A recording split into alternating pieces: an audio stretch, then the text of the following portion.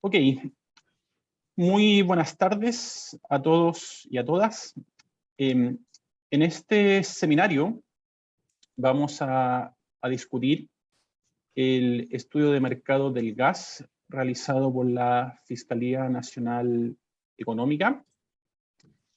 Sebastián Castro y Felipe Castro de la Fiscalía Nacional Económica van a presentar el estudio por un periodo de algo así como 40 minutos aproximadamente. Luego, Ronald Fischer, del Departamento de Ingeniería Industrial de la Universidad de Chile, va a hacer algunos comentarios y observaciones. Y finalmente, vamos a dar 10 minutos para preguntas y comentarios a través del chat. Todos los participantes de este seminario pueden hacer preguntas libremente en el chat y vamos a estar atentos a cada una de esas preguntas. Así que, sin más, agradeciendo su presencia y agradeciendo en particular el tiempo y la dedicación de Sebastián y Felipe, dejo al equipo de la Fiscalía para que presenten este estudio. Así que, Sebastián y Felipe, por favor. Primero que nada, muchas gracias a Juan por invitarnos, al profesor Fischer también por comentarnos y al Instituto Milenio por tener esta instancia que hemos tenido desde el estudio de medicamentos. En los últimos 3 estudios hemos hecho algún tipo de seminario entre el informe preliminar y el informe final de los estudios de mercado. Han sido todos interesantes, como contaba tal vez, recién llegando, en un momento hasta nos funaron un grupo de visitadores médicos o de químicos farmacéuticos, no me acuerdo. Entonces, era bien acontecido cuando era en vivo, pero vamos a ver cómo está ahora en formato Zoom. Voy a presentar una presentación.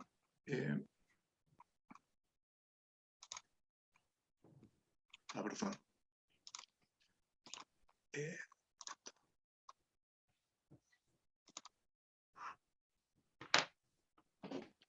Segundo, perdón.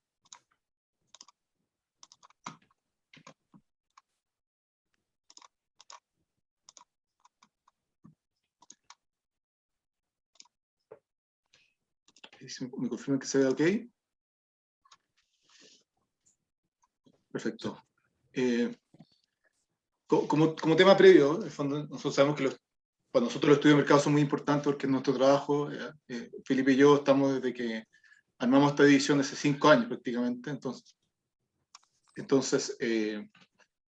nosotros entendemos bien lo que es, pero entendemos que no todo el mundo sea tan fanático de esta herramienta de la Fiscalía. Pero en suma, esta es una herramienta bastante nueva que tiene la Fiscalía Nacional Económica desde el año 2016. ¿Ya? Es una herramienta que es de promoción y no persecución. Es una herramienta que está muy enfocada a las políticas públicas, la verdad. Y es una herramienta que nos permite contar con información para hacer diagnóstico de políticas públicas en los mercados.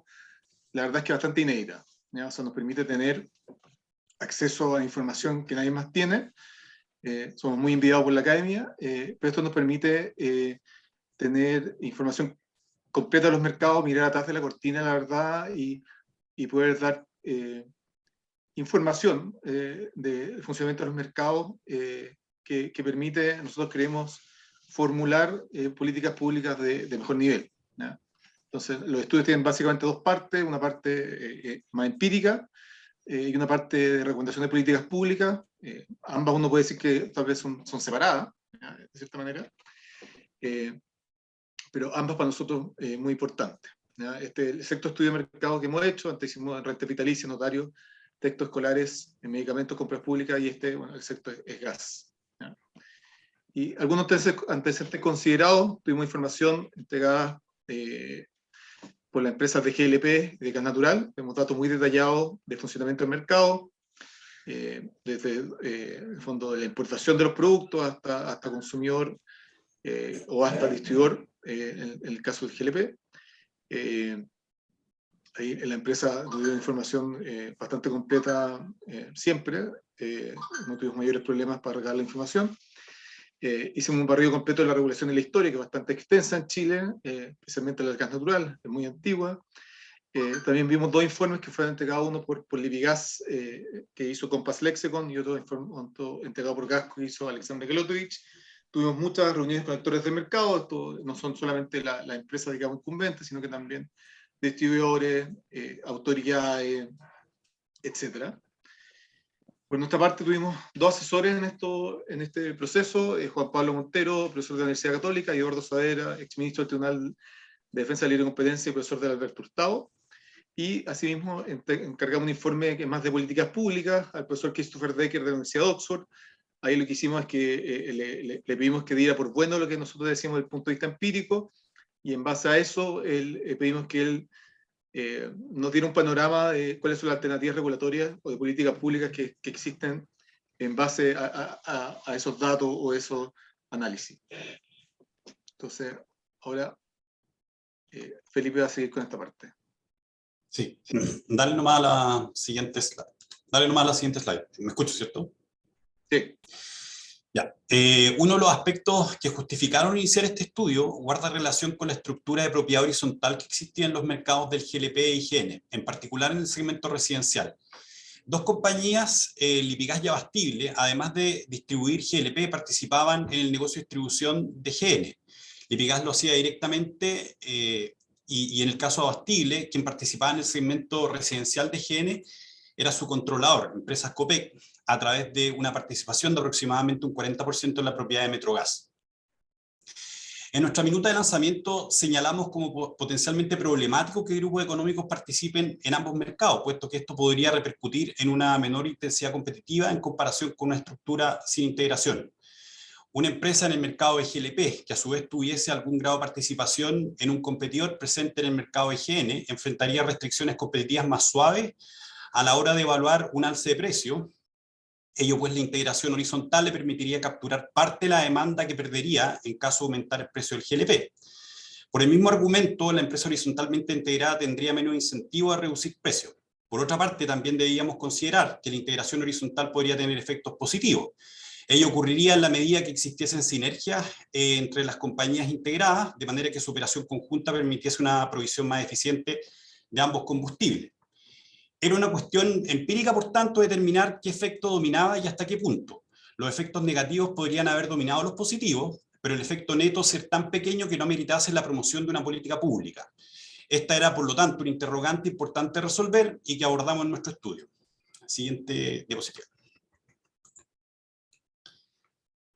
Realizamos ejercicios econométricos siguiendo la literatura que estudia los efectos económicos de la competencia entre conglomerados. Específicamente, nuestro análisis buscaron medir el impacto que tiene la integración tanto en los precios del GLP como del GN. Como métrica de integración entre competidores, usamos la diferencia entre el índice de Herfindahl-Hirman generalizado y su contraparte no generalizada. Si bien ambos miden el nivel de concentración en un mercado, el primero contempla además la posibilidad de que existan vínculos de propiedad y control entre competidores. Los resultados señalan que la integración tiene un efecto estadísticamente significativo en el precio del GLP. El efecto, sin embargo, es acotado, siendo en promedio un alza de un 1,4%. La proyección es que este efecto se incrementa en la medida que crece la métrica de integración, pero el resultado pierde significancia estadística. En el caso del GN, por otra parte, no detectamos un efecto estadísticamente distinto de cero. Estimamos, por lo tanto, que estos resultados no eran suficientes como para sugerir una política pública que interviniese este segmento con el objeto de dinamizar la competencia en el mismo. Siguiente, por favor. Ahora, bueno, vamos a ver el mercado del GLP, siguiente, específicamente el segmento de distribución. ¿Ya? Siguiente. Ahí. Ya. En este análisis buscamos determinar la intensidad competitiva en el segmento de distribución mayorista del GLP. En base a una inspección preliminar del mercado, hipotetizamos que la intensidad competitiva del mismo era relativamente baja y que su estructura podría significar riesgos importantes de coordinación entre los principales agentes. Para estudiar esta hipótesis, definimos realizar 3 ejercicios. En el primero constatamos el posicionamiento del sector en una serie de dimensiones estructurales que la literatura económica sugiere afectan la probabilidad de que se observe un equilibrio cooperativo en un mercado. En el segundo, realizamos un análisis de la dinámica de precios enfocándonos en cómo cambios en los costos eran traspasados a clientes aguas abajo por los distribuidores mayoristas. Por último, en el tercer análisis, estudiamos la dinámica de los márgenes para brindar mayor sustento a una conclusión referente a los riesgos de coordinación en este segmento. Nuestras principales conclusiones son que la intensidad competitiva en el segmento de distribución mayorista de GLP es baja y que existen riesgos de coordinación que son relevantes. Siguiente diapositiva, por favor. Específicamente, como parte de nuestro análisis de características estructurales del segmento, constatamos su concentración, la simetría de las empresas y el nivel de contacto multimercado. Las figuras en la presente diapositiva dan cuenta de que los niveles de concentración son elevados, que las empresas son relativamente simétricas y que existe un nivel importante de contacto multimercado. En efecto, las figuras grafican el índice de Herfindahl-Hirschman para distintas unidades de observación. En la primera, de izquierda a derecha, la concentración a nivel nacional, en la segunda, la concentración a nivel de mercado producto, y en la tercera, la concentración a nivel de mercado geográfico. Primero notamos que en todos los casos los niveles de concentración son superiores a 2.500, que es el umbral sobre el cual la FNE y otras agencias internacionales de competencia señalan que un mercado está altamente concentrado. Segundo, la métrica de concentración, tanto a nivel agregado como a nivel desagregado, se encuentra cercana al valor de 3.300, el que se alcanza cuando 3 empresas tienen participaciones iguales, lo que indica un grado importante de simetría. Por último, a nivel desagregado, en la mayor parte de los mercados la métrica de concentración es inferior a 5.000, indicando que existen al menos 3 competidores en la mayor parte de los casos, por lo que podemos concluir que el nivel de contacto multimercado entre los 3 principales distribuidores es importante. Siguiente diapositiva. Adicionalmente, investigamos las características de la demanda del GLP. Notamos primero que esta se mantuvo relativamente estable en la ventana de tiempo que analizamos y además que muestra una marcada estacionalidad, la que se explica por el uso en calefacción del combustible. Por un lado, la estabilidad permite que las empresas puedan detectar con mayor facilidad desvíos de un equilibrio de precios cooperativo. Por otro, la estacionalidad de la demanda hace que los agentes puedan predecir con precisión razonable si la demanda va al alza o a la baja dependiendo del periodo del año en el cual se encuentran. Esto permite, a su vez, que puedan ajustar sus márgenes de manera contracíclica para mantener un equilibrio cooperativo en los distintos estados de la demanda. Además, constatamos que en el canal de distribución de cilindros las órdenes de compras eran regulares y frecuentes. En 2019, el grueso de los pedidos que realizaron los distribuidores a los incumbentes fluctuó entre 1 y 5 toneladas de GLP y cada incumbente recibió en promedio cerca de 6.500 pedidos mensuales. Un sector donde las órdenes de compra son regulares o parecidas, reduce los incentivos que puede tener una empresa a quebrar un acuerdo de cooperación, puesto que el beneficio que obtiene por orden que se apropia es similar al perjuicio que percibiría por no poder cobrar el precio de equilibrio coordinado en los periodos donde el régimen sea de competencia fuerte. Por otra parte, las órdenes frecuentes facilitan sostener un equilibrio cooperativo, puesto que el castigo por desviarse ocurre de manera oportuna. También en el canal de distribución de cilindros, constatamos que los demandantes tienen escaso poder de negociación, lo que podría ayudar a disciplinar a los mayoristas. En el subcanal donde la capacidad de negociar es la más relevante, que es el canal de distribución a través de distribuidores minoristas, como mostramos en la figura de la derecha, el poder de los demandantes es muy menor. Las compras de cada minorista representan menos de medio punto porcentual de las ventas anuales de un mayorista. Siguiente diapositiva. Por último, constatamos que hasta agosto del presente año existían en la industria importantes vínculos entre competidores, los que podrían facilitar una coordinación explícita. 2 grupos económicos controladores de 2 de los incumbentes del segmento que estudiamos controlaban 2 terminales de importación de GLP, los terminales de Gasmar y Hualpén. Específicamente, Copec a través de Abastible y Gasco participaban respectivamente en un 36 y un 64% de la propiedad de Gasmar. Adicionalmente, los mismos grupos económicos participaban en la propiedad de Hualpén Gas. Estas relaciones de propiedad fueron juzgadas como riesgosas. El TLC, en su resolución número 51 del 2018, determinó que los riesgos de intercambio de información eran suficientemente elevados como para adoptar una medida estructural ordenando la desinversión de Gasco y Abastible de su propiedad en Gasmar, decisión que fue ratificada además por la Corte Suprema. En cuanto a la entrada en este segmento, esta ha sido prácticamente nula en el periodo que estudiamos. entre los años 2012 y 2020, si bien algunas empresas entraron en la región del Maule, en 2016 una y en el 2020 otra, en 2020 su participación en volumen fue inferior al 0,1% a nivel nacional y en la región del Maule menor que un 1%. Además, si bien estas empresas cuentan con marcas de cilindro propia, solo venden directamente al consumidor final. Por supuesto, una entrada escasa no implica que el mercado no sea o no haya sido contestable, característica que, por cierto, dificultaría la sostenibilidad de un equilibrio cooperativo. Sin embargo, es un aspecto que constatamos, pues dinamizar la entrada, digamos, en este caso, en caso que fuese posible, ayudaría a reducir los riesgos de conductas coordinadas en el segmento. Siguiente, por favor. Bueno, siguiendo con el análisis, también examinamos la dinámica de los precios del GLP en los distintos subcanales. Para que se entienda mejor, me voy a tomar un par de segundos para explicar qué son los subcanales, qué significa cada uno de esos subcanales. El GLP se distribuye de dos maneras principales, la distribución a granel y la distribución en cilindro. La distribución a granel, a su vez, se puede realizar de dos maneras, en tanques, los que son recargados por los mayoristas a pedido de los clientes, y en tanques con medidores, donde es el distribuidor de gas quien monitorea y administra el llenado de los tanques de manera a garantizar un suministro continuo. Por otra parte, en el canal de distribución de gas en cilindros existen tres subcanales. El canal de venta directa, donde el distribuidor mayorista vende directamente al consumidor final. El de venta a través de minoristas o subdistribuidores, donde estos últimos compran el gas y lo revenden. Y por último, el canal de venta indirecta, donde es el minorista quien entrega el gas en representación del mayorista, por lo que percibe una comisión. El subcanal más importante es el de subdistribuidores, que en el 2020 concentró cerca del 50% de las ventas en volumen, seguido por el canal de granel tanques, que en el mismo periodo concentró cerca de un 23%. Y luego siguen los subcanales de cilindros venta directa, granel medidores y cilindro venta indirecta, que cada uno concentra menos de un 10% o concentró menos de un 10% de las ventas en el 2020. Siguiendo con nuestra revisión de la dinámica de precio, como vemos en la figura, identificamos 5 periodos tendenciales que fueron comunes a todos los canales. Si bien estos cambios de tendencias podrían haber señalado cambios de conducta, es decir, periodos con y sin equilibrios cooperativos, primero debíamos descartar que no fuesen el reflejo de fluctuaciones importantes en los costos. Siguiente diapositiva. Esto no lo pudimos descartar. Como vemos en la presente diapositiva, es muy probable que los cambios en tendencia de los precios se expliquen por cambios en los precios internacionales del GLP, que a su vez se correlacionan fuertemente con los precios internacionales del petróleo.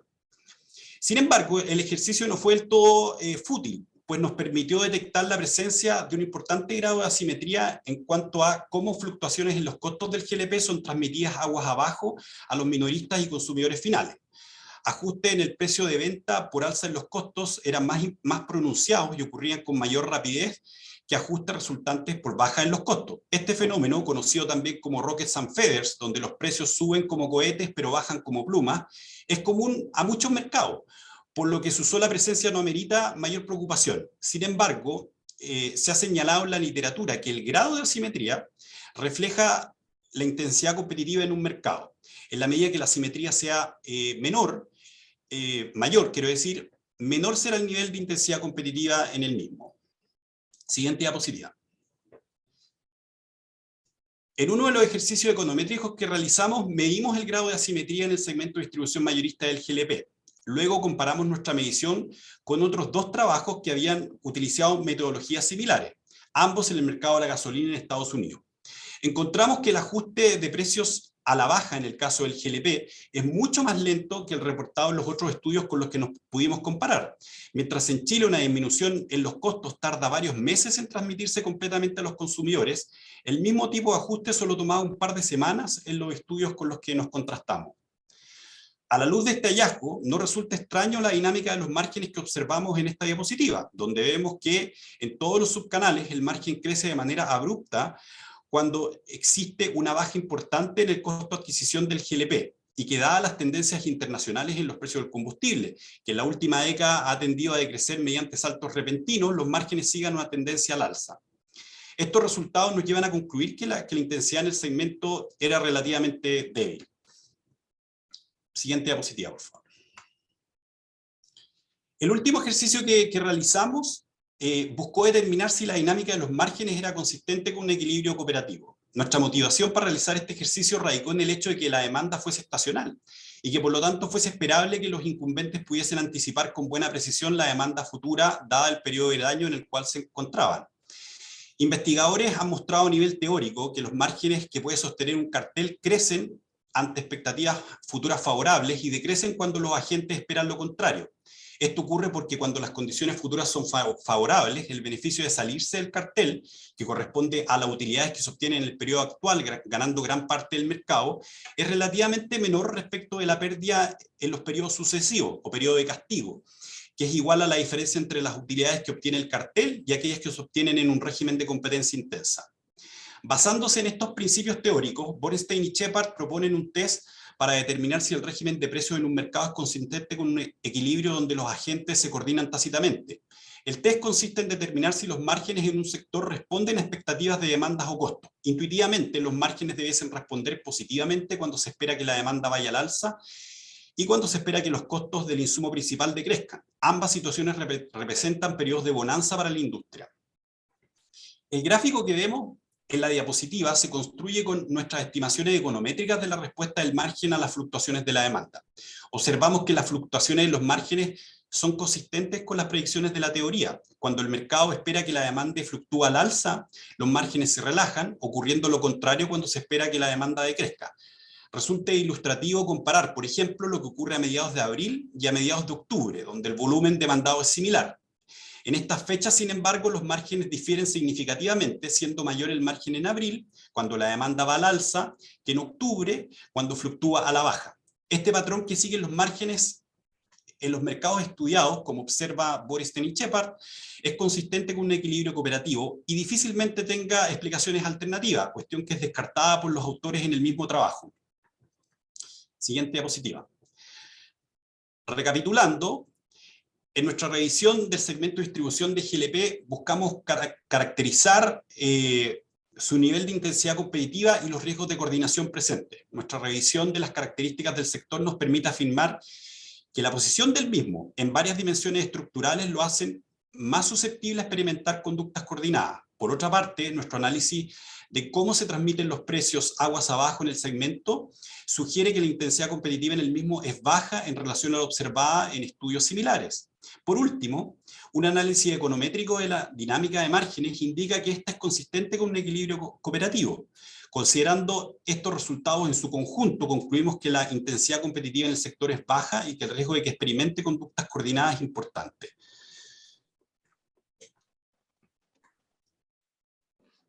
Perfecto. Y cerrando un poco lo de GLP, Felipe daba cuenta un poco de la dinámica a nivel horizontal de competencia, pero luego quisimos entender un poco más cuál es la relación vertical, o cómo funciona verticalmente esta industria. Entonces, primero, lo que vimos es que a nivel de internación o importación de productos y almacenamiento, digamos, o sea, la parte más agua arriba del mercado, no vimos problemas. ¿Ya? Esto, por ejemplo, pudimos constatar que incluso competidores muy pequeños como KHN accedían a costos de la materia prima muy similares a empresas que eran 30, 100, 200 veces más grandes. ¿Ya? Entonces, en esa parte del punto de vista vertical no encontramos problemas, pero sí vimos problemas o algunos aspectos de preocuparse en la relación entre el mayorista y el minorista, que es lo que vamos a ver ahora.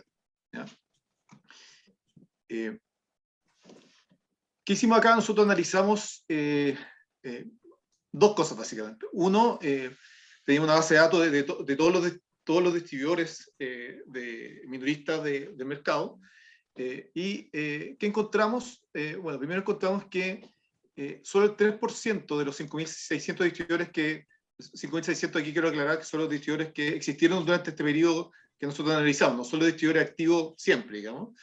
Encontramos que solamente un 3% de distribuidores minoristas fueron en algún momento distribuidores multimarcas, es decir, que distribuían al menos dos marcas de GLP. Y aquí quiero aclarar que estamos siendo bien generosos con el concepto multimarca, porque en el fondo multimarca para nosotros es cualquiera que en algún momento haya distribuido al menos un cilindro distinto de su proveedor principal. ¿Ya? O sea, si por algún momento a alguien le faltó uno y tuvo que comprar de otra marca para distribuir, en el fondo lo consideramos multimarca. Y ahí contamos que solamente el 3% de los distribuidores son multimarca, lo cual es un número bastante bajo. Ahora, eso podría ser no importante si en el fondo los distribuidores se cambiaran todo el rato de distribuidor mayorista, o sea, fueran comprando, digamos, como puede comprar un distribuidor minorista en La Vega o en Nueva York, le va comprando papas a un distribuidor mayorista distinto cada vez, ¿cierto? Da lo mismo si cada vez no tiene de muchas marcas o de muchos tipos de papas, de distribuidor mayorista de papas, pero si se cambia cada vez puede ser no tan importante. Pero la verdad es que encontramos básicamente lo mismo. Menos del 2% de los 5.600 distribuidores se cambiaron. O sea, uno puede ver que son distribuidores minoristas muy fieles a los distribuidores mayoristas, y para nosotros dan cuenta de una relación muy rígida, de una redistribución que es extremadamente estable, ¿ya? La rigidez de esta, y lo segundo, considerando la redistribución, y lo segundo fue que leímos contratos, ¿ya? Entonces pedimos los contratos, todos los contratos vigentes de la región de los lagos a las empresas, ¿ya? ¿Por qué elegimos la región de los lagos? La región de los lagos la elegimos porque era una región que bueno, no era tan pequeña, tenía cierta demanda más o menos fuerte seguramente en los meses de invierno, donde hace más frío, y también porque no era gigante, o sea, si no habríamos estado analizando contratos hasta hoy seguramente. O sea, analizamos algo más de 180 contratos, y ¿qué encontramos ahí? Que casi todos los contratos, y uno puede decir que todos los contratos firmados después del año 2000, tienen cláusula de exclusividad, ¿ya? Los periodos para salirse de estos contratos de exclusividad varían, pero uno podría decir que en general el promedio tiende a ser con periodos de salida altos. O sea, uno tiene que avisar con harto tiempo o tiene un periodo de salida muy específico. O sea, son contratos de cada 3 años y puedo salirme solamente avisando 6 meses antes de cada renovación, por ejemplo, ¿ya? En nuestra opinión, en base a lo que leímos en los contratos y en toma de declaración que tuvimos con la empresa, esa exclusividad no tiene una clara justificación de eficiencia ni comercial, ¿ya? Además, encontramos que muchos contratos contienen restricciones geográficas. Lo más típico acá es encontrar restricciones por nivel de ciudad, pero algunos incluso tienen restricciones de polígonos, digamos, calle tanto al norte, calle tanto al sur, este, oeste, etc. Algunos incluso tienen control por GPS.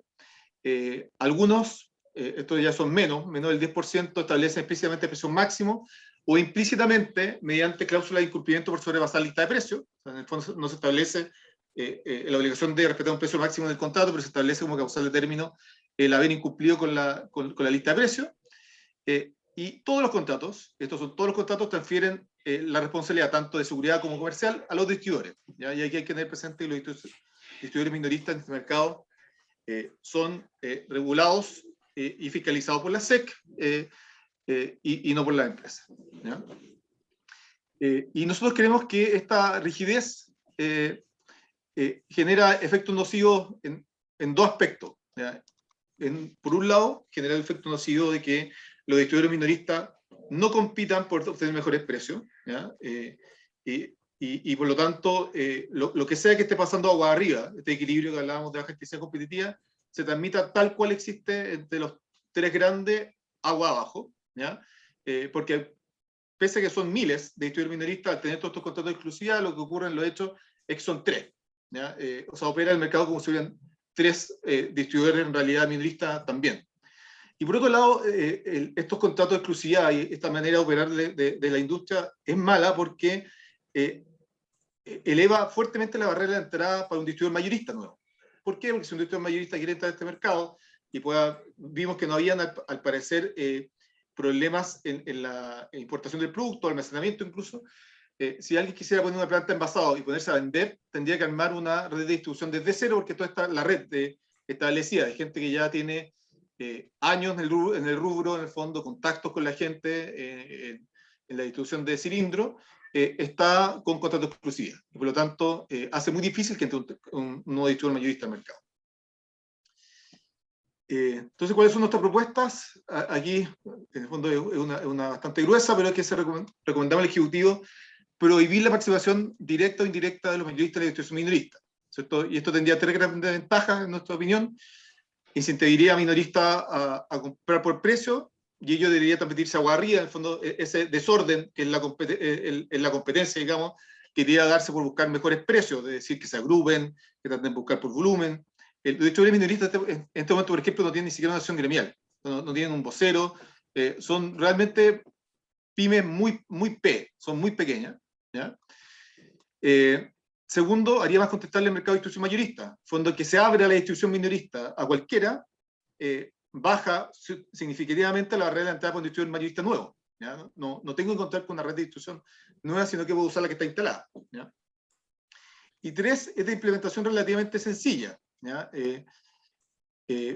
Puesto que mayormente la integración es de carácter contractual. Acá las empresas venden algo de manera directa, pero muy poco directamente ellos realmente. O sea, la mayoría incluso de la venta directa es a través de operadores logísticos, digamos.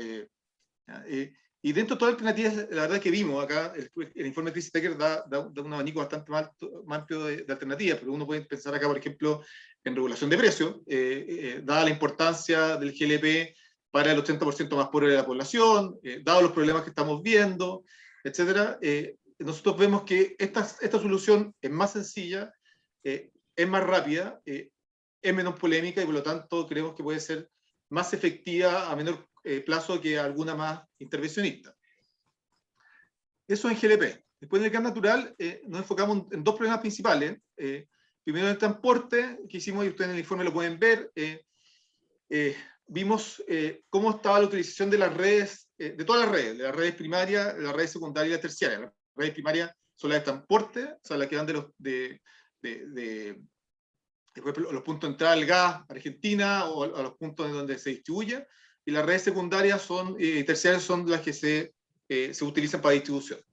¿Qué encontramos ahí? En general, vimos que casi todas las redes tienen capacidad ociosa. ¿Ya? Aquí nosotros usamos una metodología para calcular la capacidad ociosa bastante restrictiva. Por ejemplo, acá ustedes ven, por ejemplo, esta curva azul que va arriba, que va bastante cercana al 100, y esto porque el 100 es nosotros consideramos el 100 el mes en que más se utilizó la red en los 10 años que teníamos datos. ¿Ya? Entonces, consideramos que ese era el tope teórico, pero sin duda las redes pueden tener más capacidad. ¿Ya? Pero lo que uno ve igual, pese a eso, es que tanto la red de transporte como las secundarias y las terciarias tienen capacidad. ¿Ya? Pero el problema en particular que atacamos en el informe es el problema de la red de transporte. ¿Y por qué? Porque la ley contempla explícitamente que la red de transporte tiene que ser de acceso abierto. Esto viene desde hace muchos años, pero lo hecho es letra muerta. ¿Por qué? Porque no establece ningún tipo de metodología ni reglas claras de cómo se hace operativo ese acceso abierto. ¿Ya? De hecho, ya ha habido un caso fallado por la Corte de un gasoducto que se va a interconectar con una planta de GNL en Talcahuano, que dio cuenta de estos problemas. ¿Ya? Este es un caso mucho más complejo que eso, hay un tema ambiental, etcétera, pero lo que uno puede sacar ahí para la suma desde el punto de vista del gas es que la norma de acceso abierto es insuficiente en su formulación actual. Entonces, ¿qué proponemos nosotros? En el fondo, regular esto de manera adecuada, y uno si ve la literatura, o sea, más que la literatura, la regulación de otros países, uno puede ver que efectivamente la regulación es bastante precisa, ¿no? En el fondo de cuáles son los mecanismos a través de los cuales un tercero solicita el acceso, cómo se entrega el acceso, cómo se determina la tarifa, entregar facultades para que la autoridad intervenga y establecer un mecanismo de resolución de conflictos que nosotros creemos que puede ser el panel de expertos eléctricos, porque estas son controversias casi calcadas que ve en el caso de la red de transmisión eléctrica. ¿Ya? O sea, estos son los mismos problemas que ocurren en el norte cuando una nueva generadora, por ejemplo, solar, quiere meterse a una línea de transmisión y está media copada. ¿Ya? Es exactamente lo mismo, entonces creemos que el panel de expertos eléctricos tiene bastante expertise en este tipo de problemas y puede ser una solución, digamos, barata para abordar estos posibles conflictos que sin duda van a suceder con el acceso abierto. Y después el segundo problema que vimos es la distribución. ¿Ya? Este es un problema un poco más enredado de explicar, pero me permito contar un poco la historia con esta línea de tiempo. ¿Ya? Entonces, como ustedes saben seguramente, al menos del año 89, en Chile existía una régimen de rentabilidad máxima para las empresas distribuidoras de gas natural. ¿Ya? Pero ¿qué ocurría? En los hechos esto era media ley muerta. ¿Ya? Nadie hacía el enforcement de esto, no había una metodología de cálculo clara, ¿ya? Y por lo tanto, la verdad es que más allá de especulaciones para un lado o para otro, lo cierto es que nadie sabía si la rentabilidad se respetaba realmente y en todos estos años, hasta el 2015 al menos, nunca pasó mucho realmente con eso. Entonces, ¿qué ocurre?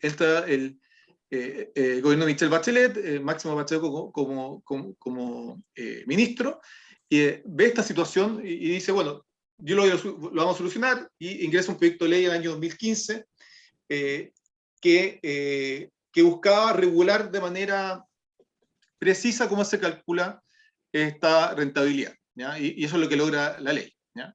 Y que uno durante la tramitación de la ley, y esto lo cuento porque es relevante para lo que vamos a mostrar empíricamente después, es que Metrogas en particular va a las comisiones del Congreso, ¿no es cierto?, y manifiesta que ella tiene dos negocios distintos, una es el aprovisionamiento de gas y la otra es la distribución, ¿ya? Y señala que el aprovisionamiento no está sujeto a un límite de rentabilidad y la distribución sí, ¿ya? Y la verdad es que si uno lee los papeles de la historia de la ley, uno puede ver que el Congreso hasta cierto momento no considera ese reclamo de Metrogas, y en junio del 2015 Metrogas se divide en dos empresas, ¿ya? Metrogas se queda con, digamos, los fierros y con la distribución, en la empresa distribuidora, y una empresa exactamente igual, con los mismos accionistas, que se llama GESA, se queda con los contratos de aprovisionamiento, ¿ya? Y ningún fierro, ¿ya? Y un mes después, Metrogas le compra a GESA en un contrato hasta el año 2030, que está calzado con un contrato que había firmado en el 2013, es que Metrogas con GNL Chile, gas a un precio que es superior al que tenía Metrogas con GNL Chile, básicamente, ¿ya? Después lo que pasa, digamos, de manera cronológica, es que después de esta separación y contrato entre Metrogas y GESA, se ingresan dos indicaciones sucesivas, en 2 semanas prácticamente. Primero una indicación que señala que el 33 Quinques, que señala que si una empresa la va a comprar una relacionada verticalmente, tiene que hacerlo a través de una licitación internacional, ¿ya? Y 2 semanas después, o pocas semanas después, una segunda indicación que señala que los contratos que estén vigentes al momento de entrada, valga la redundancia, en vigencia de la ley, se mantienen vigentes hasta su fin. Y por lo tanto, básicamente ese contrato celebrado por Metrogas con la GESA en julio de 2016 se mantiene vigente hasta el año 2030, que es el mundo en el que estamos ahora, ¿ya? ¿Y qué vimos nosotros cuando empezamos a ver los datos? A la izquierda ustedes ven una línea de costo y precio de Metrogas, y a la derecha una línea de costo y precio de la empresa H, que es una empresa que nosotros encontramos comparable desde el punto de vista de tendencia, ¿ya? ¿Y qué ve uno abajo? Si ve los costos, es que Metrogas está pagando bien cercano a cero, que cero en este caso es el precio de importación.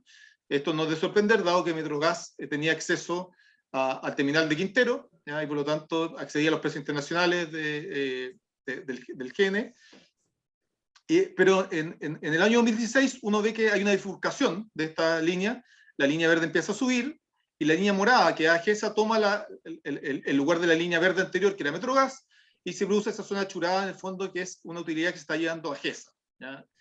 Lo cierto es que del año 2016 en adelante el costo de Metrogas sube, ¿ya? Respecto a lo que estaba teniendo antes, que siempre estaba pegado, digamos, al precio internacional, o al precio de internación, y también vemos que el precio también sube, ¿ya? En línea bastante cercana con esa curva verde que más abajo.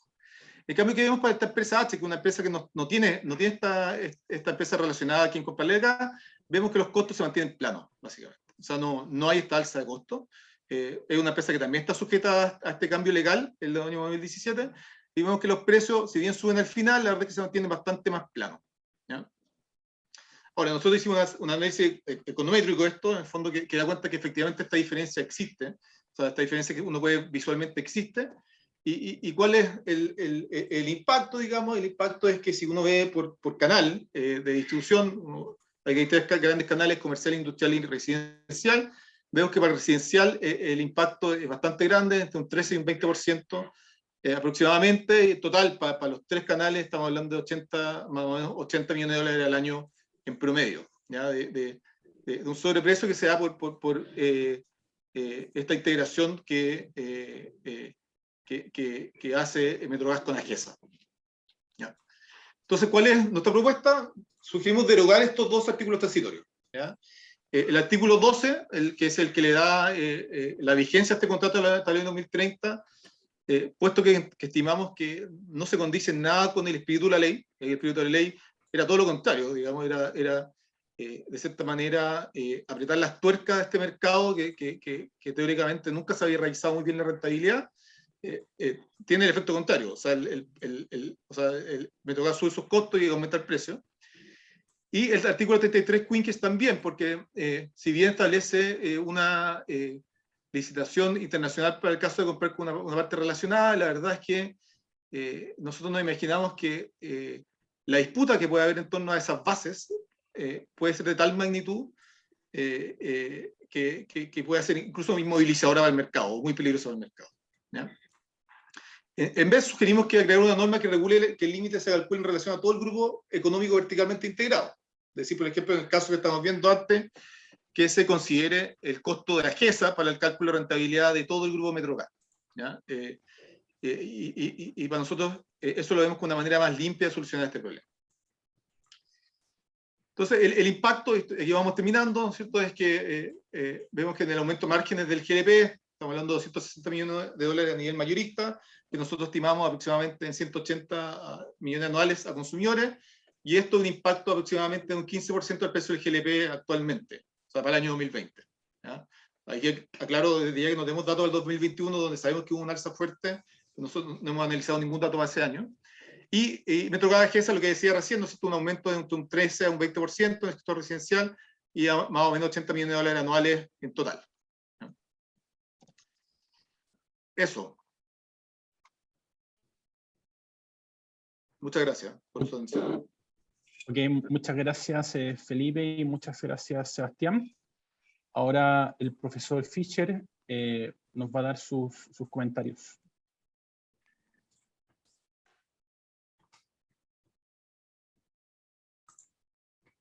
Ronald, parece que está muteado. Buenos días a todos y todas. Creí que lo había muteado, pero parece que no lo hice.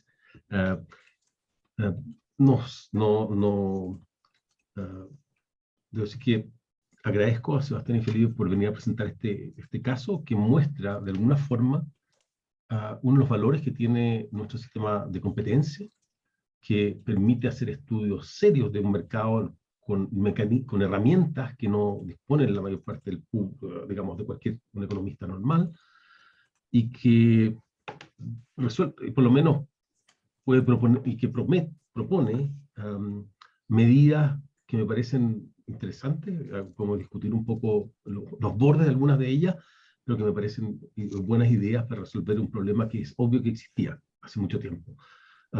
Y que, si bien uno podía hacer cálculos de servilleta en que mostraba que habían problemas en el mercado, esos cálculos no es lo mismo que el tipo de cosas que hacen la Fiscalía, y que puede realmente ir al fondo de los problemas y verlos con mucho cuidado.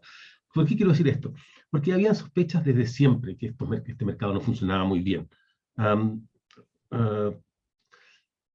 La idea, la forma como me parece que se pensó esto pensando en el mercado del gas natural, es que no había que regular el gas natural porque había esta competencia con el gas envasado, el gas propano, esas cosas. Había dos problemas con esa idea. Primero, era la misma empresa, que es lo que acaban de mostrar. Pero hay un segundo problema que no mencionan, pero que es verdad. El servicio que provee el gas envasado, comparado con el gas distribuido a través del sistema de cañerías, digamos, es de más mala calidad, obviamente. Es como si nosotros dijéramos que el servicio de agua domiciliaria, digamos, el servicio sanitario normal, compite con el servicio de camiones aljibe, ¿no es cierto? Como si tuviéramos que llenar estanques en las casas y cada cierto tiempo, y como si eso fuera una competencia. No es una competencia. Y desde el principio me parece a mí que tal vez debería haber sido regulado el mercado del gas natural de una forma más parecida a la de otros mercados de distribución similares, como distribución eléctrica y distribución sanitaria. Así que ese es un punto. Además, por supuesto, son relativamente agresivos. Recuerdo que hace unos años, por algún motivo, me puse a hacer cálculos y saqué un artículo en el diario, una columna del diario, sobre la rentabilidad del sector de gas. Se hizo una reunión y los ejecutivos del sector me querían funar, digamos. Así que es una cosa un poco complicada. Pero por supuesto yo no tenía la calidad de datos que ustedes tienen, no tenía la capacidad de análisis que tenían ustedes, no estaba dedicado a ese tema. Simplemente que hice algunas observaciones. Ahora, una de las cosas que salen en el informe, y que ustedes no mencionaban, pero que es un punto importante, yo creo, es que ustedes dicen, mira, efectivamente, hablan sobre la poca competencia que hay entre los sectores, pero ustedes mencionan en el informe que eso ha llevado a que se extienda mucho menos la red de lo que podría haberlo hecho. Que hay sectores densos de la ciudad en los cuales la empresa simplemente no se da el trabajo de hacer estas inversiones y prefiere mantener lo que tiene, y es absolutamente cierto. Yo creo que eso fue así, y el problema me parece a mí es que ya no hay mucho que hacer, porque me parece que el horizonte del gas es un horizonte limitado.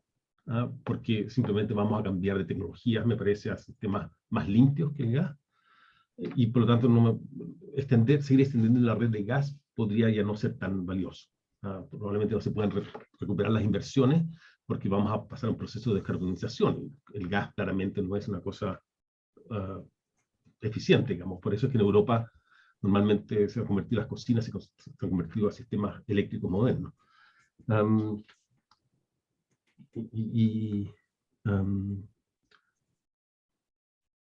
Así, esos son los primeros comentarios que quería hacer. Me parece que el diagnóstico en general está súper bien hecho.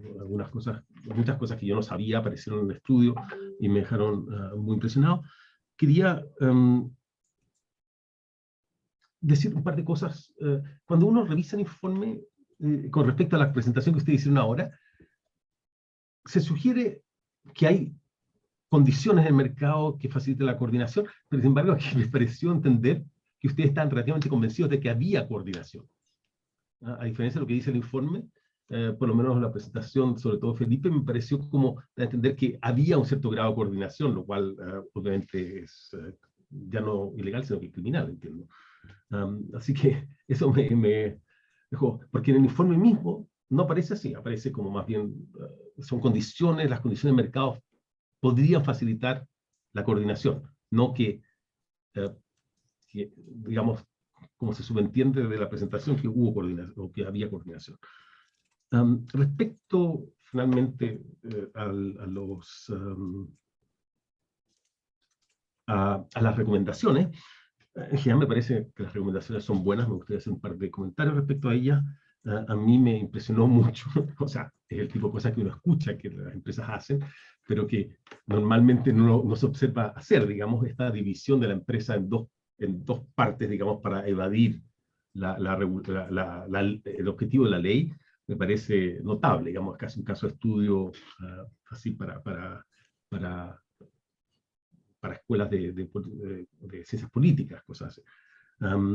Y es interesante. Ahora, respecto a eso mismo, la propuesta de ustedes es integrar verticalmente. Ahora, yo en general entiendo que eso puede resolver el problema, pero tiene dos problemas, me parece. Primero, AGESA podría tal vez dedicarse a hacer otros negocios, potencialmente, no es necesariamente, con lo cual habría una cierta rigidez que complicaría las cosas, porque ellos tienen un contrato tal vez más grande que lo necesita Metrogas.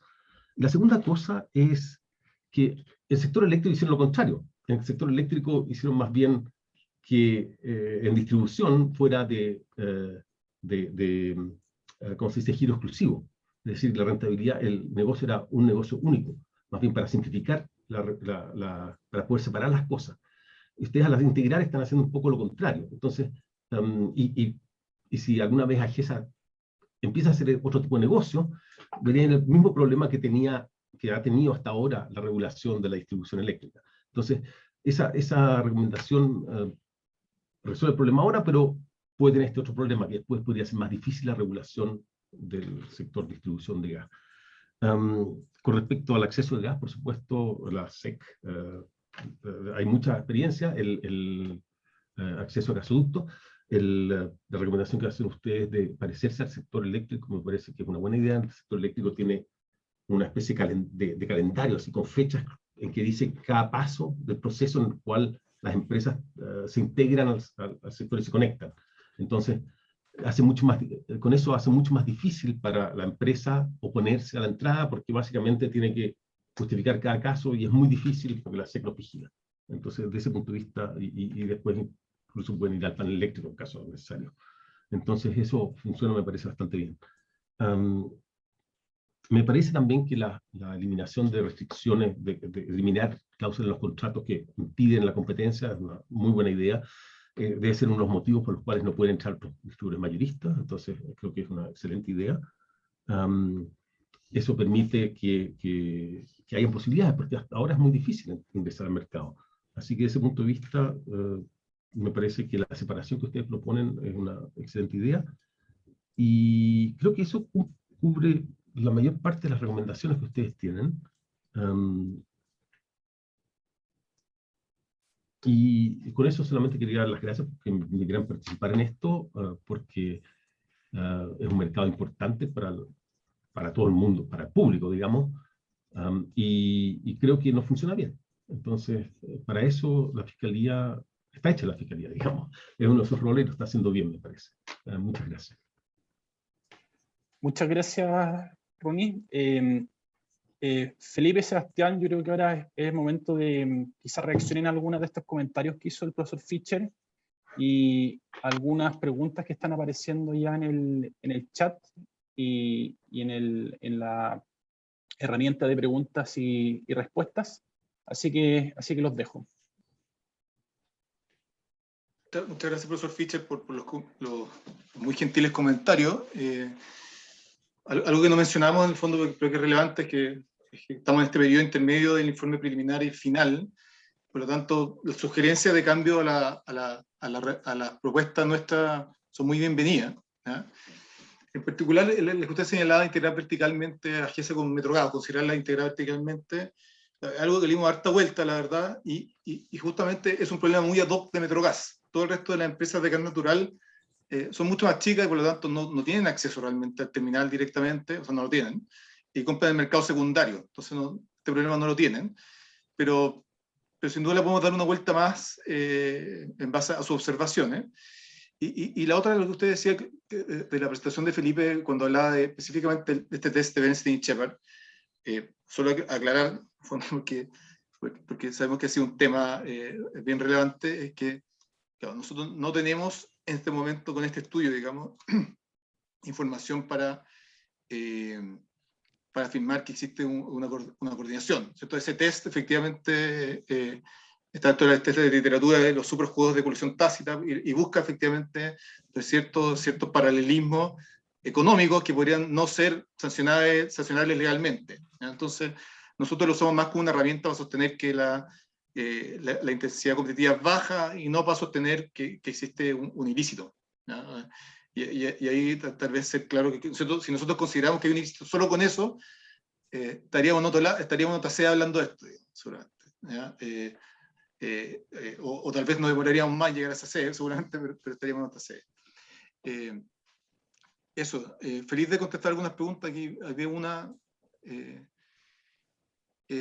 claro, hubo un comentario en la prensa que se mencionaba que usamos el Brent y no el Mont Belvieu para hacer estos cálculos, y la verdad es que yo leí eso y la verdad es que me pareció tal vez algún tipo de posiblemente mal entendimiento del estudio, tal vez mal escrito, no sé, pero el petróleo Brent, la verdad es que no lo usamos para calcular márgenes, ¿ya? Los márgenes los calculamos con los costos de la empresa.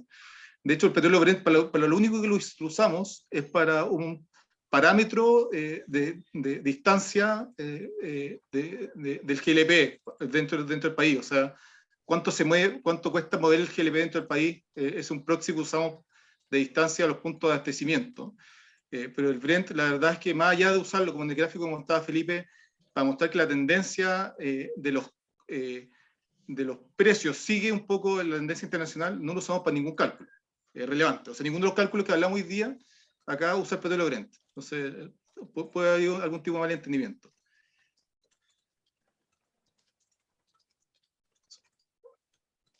No hay más preguntas, parece. Sí, ok. Muchas gracias, Felipe, Sebastián y Ronald. Hay una pregunta más. No sé si la puedes tomar, Felipe o Sebastián. Yo no la veo. ¿Cuál es? A ver, hola, tengo un par de preguntas. En la slide sobre análisis empírico de riesgos de coordinación, ¿podrían explicar con detalle el gráfico? ¿Qué quiere decir y cómo interpretar el resultado? Y esa misma persona pregunta con respecto a la recomendación de política en el mercado de GLP envasado, prohibición de participación directa o indirecta de los mayoristas en distribución. Han acreditado con los actores del mercado que su implementación sea sencilla. Habla como de los problemas de implementación de la política. ¿Y qué opciones tiene un distribuidor de GLP que cuente con venta directa? Sí, la verdad es que nosotros creemos que de todas las alternativas que existen, esta es la más sencilla, ¿ya? Porque básicamente el grueso de la distribución ya se hace a través de estos distribuidores minoristas, ¿ya? Que son independientes. O sea, y si uno de los contratos son súper independientes y las empresas son muy enfáticas en marcar su independencia respecto de ella. Y por lo tanto, la verdad es que cambiaría bien poco en el mercado, excepto por esta exclusividad. O sea, va a ser la misma persona, el mismo camión, tal vez pintado otro color, no pintado, que va a ir a dejar seguramente el mismo cilindro o un cilindro que cumpla la misma función. Por lo tanto, la verdad es que el cambio es lo menos invasivo que nos podemos imaginar, ¿ya? Y la venta directa, la verdad es que en general son bastante poco significativas, ¿ya? Y como contaba, muchas de estas ventas directas de todas maneras se hacen a través de terceros que hacen como la última milla, digamos. Por lo tanto, nuevamente, el porcentaje, digamos, de camiones de la empresa que van a dejar el cilindro a la casa es muy poco. Y si ustedes o sea, fíjense ahora, nosotros que estuvimos metidos un año en el mercado del gas, yo me fijo en todos los camiones y todos dicen, claro, empresa tanto, Gas Las Condes o Gas Maipú. En el fondo, son distribuidores minoristas independientes, absolutamente. Eso no lo vemos como problemático para nada. Eso. Un espectador anónimo pregunta: ¿lo del 15% de venta al público quiere decir que la empresa obtiene utilidades por ese monto? No. No estamos diciendo eso. Eso no es el cálculo que estamos haciendo. Hay un proyecto de ley que promueve que NAP entre al mercado como garante de competitividad. ¿Resuelve el problema? A ver, el que entre siempre competidor más puede ser bueno. Evidentemente, cualquier mercado tener 4 más que 3 puede ser mejor, no necesariamente. O sea, hay mercados con 3 que pueden funcionar muy bien. Si es NAP o otro, la verdad es que no nos corresponde a nosotros pronunciarnos, ¿ya? No, escapa un poco de nuestro ámbito de competencia. El profesor Fischer tiene la mano levantada, no quiero dejar esperando. Parece que está muteado, Ronnie. Sí, simplemente quería recordar que una forma que no es poco común de amarrar las empresas no a través de contratos directos, sino que a través de préstamos. Por ejemplo, préstamos para renovar los flotacamiones de las empresas y cosas por el estilo. ¿Eso va a estar excluido Todo. ¿Han pensado ese tipo de cosas? Todo. O sea, todo tipo de conexión entre la empresa mayorista y la minorista se corta, ¿ya? En el fondo, ahí obviamente la regulación tiene que ser muy específica y tal vez dejar algún tipo de nomenclatura un poco más abierta, de textura abierta, porque se corta todo. O sea, uno lo quería ver, no debería haber más camiones de marca, porque no tenía incentivo, o sea, a no ser que no los pinten porque les dé lata pintarlo, digamos, pero no porque les den la pintura. No más call center, el fondo de la empresa, no a préstamos de patios, que algunos le prestan o le arriendan patios para... No, todo eso se corta completamente, o sea, el mayorista no puede participar en nada del negocio minorista, de ninguna forma. ¿Ya? Este es un problema, de cierta manera, han habido casos antiguos de esto, en el fondo, un caso de SSU y uno de Philip Morris con Chile Tabaco, que no son iguales, pero revisten un poco, tienen similitud en el fondo, ¿no es cierto? Esto de que las compañías de cerveza proveían toldo y silla y refrigeradores, ¿no es cierto?, a cambio de exclusividad. Era otra forma de mantener esta exclusividad. Nosotros queremos cortar con todo.